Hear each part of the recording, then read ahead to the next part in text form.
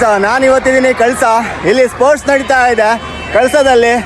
ನೀವು ಯಾವ್ದು ಸ್ಕೂಲು? ಹೊರನಾಡವರು. ಏನು ಇವತ್ತು? ಅಥ್ಲೆಟಿಕ್ಸಾ? ಬಾರಿ ಕಿಡ್ಸ್ ಆಡ್ತವ್ರೆ.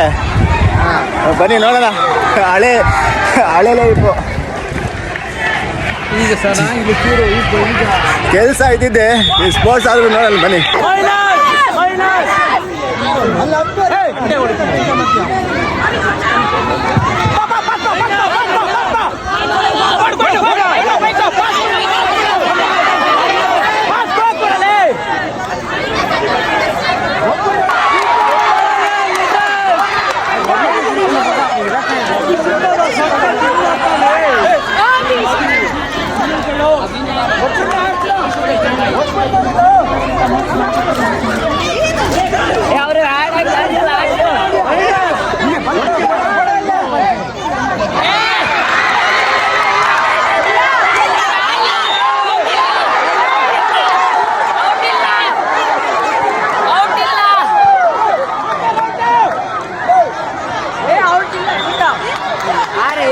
ಆನಂದ್ ನೋಡ